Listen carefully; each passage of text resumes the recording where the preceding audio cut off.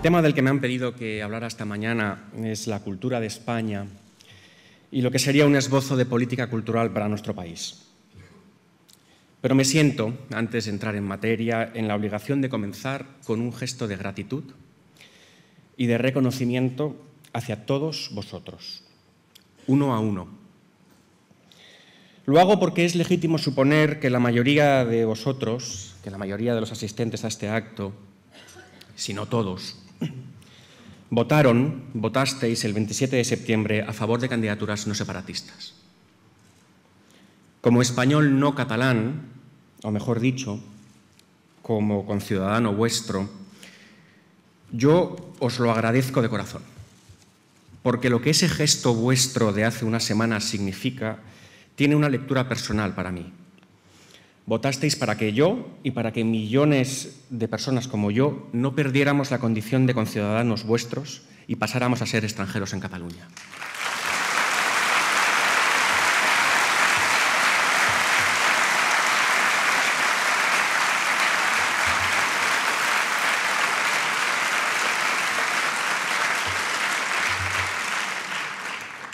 Me parece importante destacar esto porque mucho se ha discutido durante la campaña sobre cuáles o cuántas serían las nacionalidades de los catalanes en caso de independencia. Pero de lo que no hay duda es de que, en caso hipotético de secesión, los millones de españoles no catalanes perderíamos en Cataluña los derechos políticos que hoy gozamos y que nos convierten en conciudadanos vuestros. Viviríamos peor o mejor, pero ya como extranjeros. El gesto implícito en vuestro voto a partidos no separatistas era este. Millones de españoles no catalanes no son lastre, ni un agente patógeno que debáis expulsar de vuestro cuerpo ciudadano.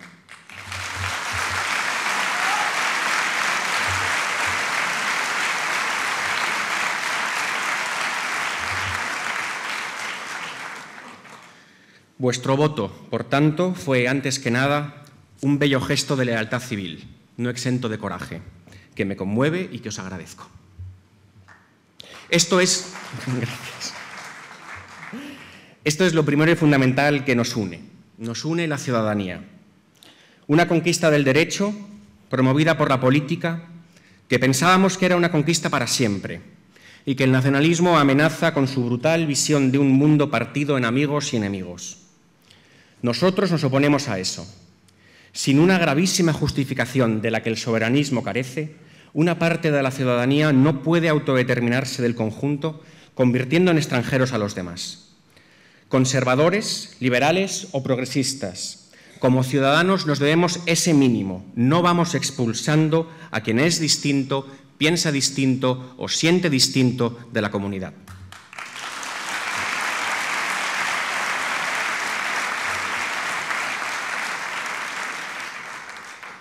Pero Societat Civil Catalana no nos cita aquí hoy solo como conciudadanos, que es una condición obra del derecho y de la política.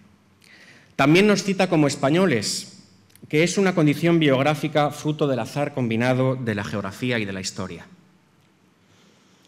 He pensado mucho qué significado respetable cabe dar, en pleno siglo XXI, a la nacionalidad. Sin duda, no es algo de lo que sentir orgullo. Si se tratara de eso, como bien decía antes Ignacio, la historia de un país o pueblo ha de ser tomada como un todo. No puedes quedarte solo con lo noble y bello y descartar lo oscuro e inconfesable. Y si uno, en un ejercicio de honestidad, lo toma todo, entonces orgullo y vergüenza confluyen en un sentimiento ilegible. No se trata de sentirse orgulloso de ser español, o francés, o catalán, o gallego. Es mucho más sencillo que todo eso. Se trata de saberse heredero de una larga tradición que nos precede. Tradición significa darse de generación en generación, de mano en mano, a través del tiempo. De darse una serie de nombres. Ser español es tener el corazón lleno de nombres. Daré algunos, escogidos para mostrar ciertas asociaciones culturales que se dan desde tiempo y que demuestran que somos un país mestizo, irreductible al nacionalismo de una sola cultura.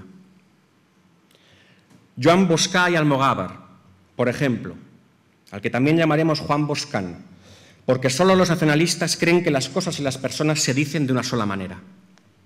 Nacido aquí, en Barcelona, en 1490, funcionario de los Reyes Católicos y embajador español en Italia, donde conoció a otro español, el castellano Garcilaso de la Vega.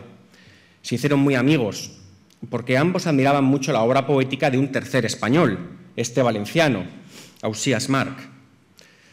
Boscán convenció a Garcilaso para que abandonara el metro tradicional castellano, que era el verso de 8 sílabas, y probara el verso endecasílabo de la lírica italiana. Y así, entre los dos, un catalán y un castellano, hicieron virar el rumbo de la poesía en español para siempre. Tenemos ejemplos más recientes. Está la amistosa relación entre Emilio Pérez Galdós, un canario, y Narcís Oller, un catalán, que le cogieron gusto a pasear por la bahía de Santander a finales del siglo pasado, hospedados por su amigo cántabro Menéndez Pelayo. Un poco más tarde tenemos al vasco Unamuno y al catalán Maragall carteándose en castellano.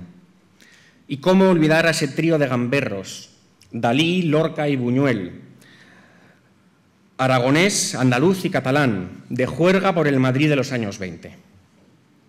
La España que nos une es también ese inmenso pintor valenciano, Joaquín Sorolla, que pinta los paisajes de España por encargo de la Hispanic Society of America. Un escritor gallego, Valle Inclán, que se convierte en el gran cronista de la España carlista en Navarra. Un escritor y filósofo catalán, Eugeni d'Ors, que nos explica cómo pasar 3 horas en el Museo del Prado. Un compositor andaluz, Manuel de Falla, que pone música a un poema, La Atlántida, de un poeta catalán, Verdaguer, y un músico catalán, Albéniz, que escribe la Suite España, y otro músico catalán, Granados, que escribe la ópera Goyescas, y otro músico, también catalán, Joan Manuel Serrat, que canta los versos de un poeta andaluz, Machado, enamorado de Castilla, y de otro valenciano, Miguel Hernández, que escribía en español.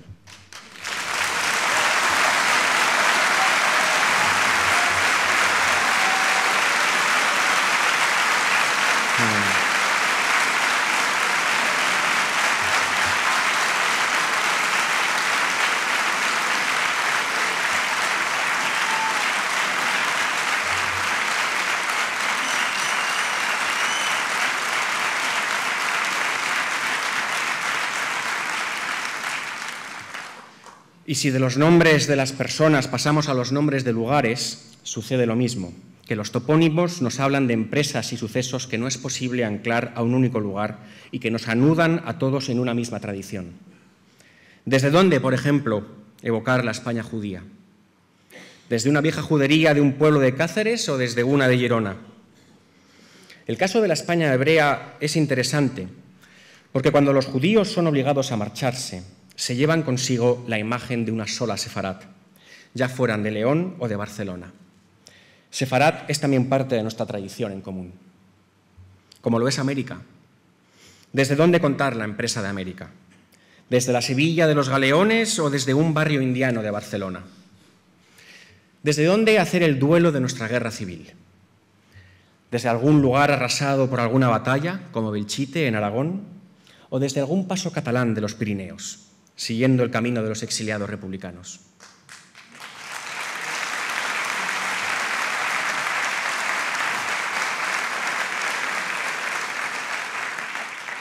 Y por poner una nota alegre, ¿desde dónde cantar y bailar nuestro baile más internacional, el flamenco? ¿Desde una cueva del Sacromonte en Granada o desde el barrio del Somorrostro en la Barceloneta, aquí cerca, donde nació Carmen Amaya?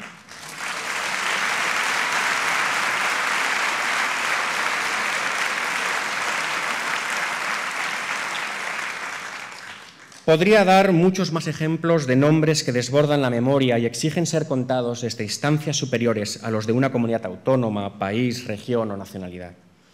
Son nombres españoles. Pero está bien dejarlo aquí, en la Barceloneta, porque fue en esa playa donde Don Quijote, gran hidalgo español, recobró la cordura.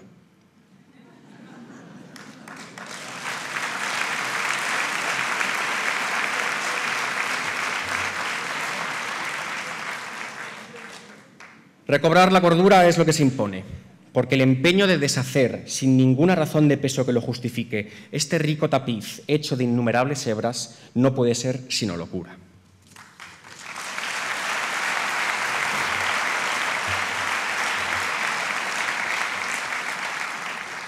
Locura, Porque, como ha dicho alguien con acierto, el nacionalismo no sabe lo que hace porque no sabe lo que deshace. Y en este punto creo conveniente hacer alguna aclaración. Terminaré con ella. La aclaración es esta. Hay muchos independentistas de buena fe que creen que es posible dar curso a la separación política, obtener la independencia y al mismo tiempo conservar estos lazos culturales que nos unen. Yo me quiero independizar del Estado español, no de España, dicen Baños o Junqueras y repiten muchos. Bueno, esto seguramente es insincero en la mayoría. Pero si fuera sincero, seguiría siendo una tremenda ingenuidad. No lo han pensado bien, por varias razones. En primer lugar, porque las posibilidades de intercambio cultural se maximizan viviendo en una misma unidad política. Es erróneo pensar que una frontera política no supone al mismo tiempo, de alguna manera, una barrera cultural. Se mire como se mire, las fronteras son mecanismos aislantes y por eso interesa que el espacio que encierren sea cada vez mayor. El crimen de la secesión no es únicamente las relaciones de todo tipo que se enfriarían o se romperían, sino también aquellas relaciones que hoy están en el futuro, pero que en dos estados separados no llegarían a ocurrir ni a plantearse. El potencial frustrado.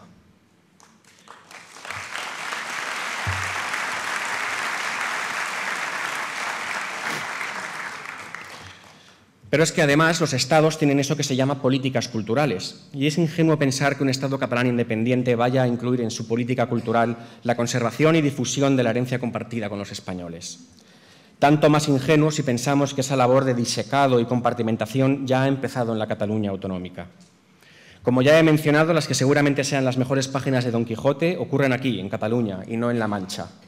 Yo no sé si los escolares catalanes siguen leyendo algún capítulo de la obra de Cervantes en su paso por el instituto, pero me parece altamente improbable que eso vaya a ocurrir en una Cataluña independiente. Más bien, toda la política cultural del nuevo Estado se orientaría a borrar las huellas que se imprimieron juntas en el camino. Boscán, por ejemplo, no debe de ser el escritor catalán más estudiado en los colegios, a pesar de su importancia, porque al escribir ya en las dos lenguas en el siglo XVI, se revelaría que el uso del español por las clases cultas catalanas data ya de 5 siglos. Pero me valdré de otro literato como ejemplo, una historia menos conocida. Por ejemplo, una política educativa pretende que un joven catalán sepa que Aribau es algo más que el nombre de una de las calles más elegantes de Barcelona. Buenaventura Carles Aribau es el nombre de un escritor y editor catalán del siglo XIX. Pero una política educativa y cultural de signo nacionalista reducirá toda su importancia a ser el autor de un poema en lengua catalana, la Oda a la Patria. Una política cultural más amplia, como la que necesitamos, que quisiera poner de realce la trama de afectos entre españoles, destacaría que Aribau es también el editor fundador de la Biblioteca de Autores Españoles, cosa que es muy probable que a muchos les pille por sorpresa. Eso es lo que los nacionalistas no entienden, que se puede ser una cosa y la otra, y no necesariamente una cosa o la otra. En este caso, un revitalizador de la lengua catalana, un padre de la Renaixença, y un difusor universal de la literatura en lengua española. Adivinen ustedes cuál sería el único Aribau del que se tendría noticia en una Cataluña independiente. Así que no se dejen estafar. Uno no puede prescindir del Estado y quedarse con Cervantes o Machado. El nacionalismo es un monocultivo. Ni siquiera es un monocultivo de lo propio, porque de lo propio ha quedado poca cosa después de haberse depurado aquello que nos recuerda a lo que compartimos con otros, lo propio que también es común. A nosotros, a los españoles no nacionalistas, tal ejercicio de automutilación voluntaria nos repugna. Ser español es participar de una tradición vasta y valiosa, en la que confluyen al menos 4 caudales: el europeo, el iberoamericano, el de cada una de las regiones o nacionalidades de nuestro país y el común español. Hoy celebramos este último.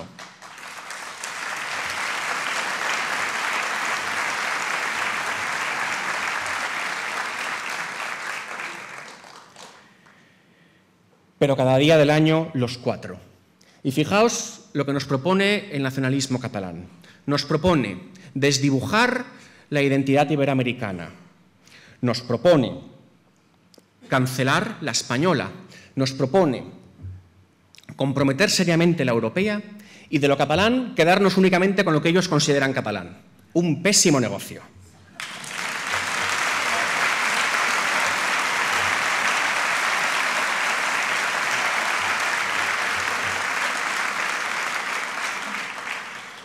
Nosotros no queremos renunciar a nada, porque a nada se nos debe obligar a renunciar en democracia.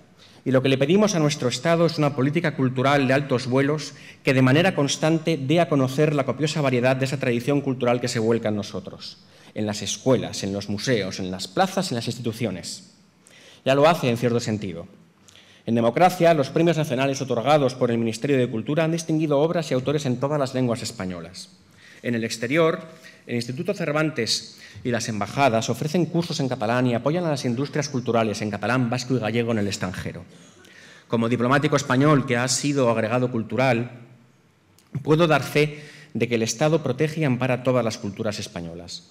Necesitamos esto mismo, pero más, y más visible, porque dar a conocer es dar a compartir, y cuanto más conscientes seamos de lo que nos une, más difícil será que otros consigan que nos veamos como enemigos, que es lo que necesitan para vencer.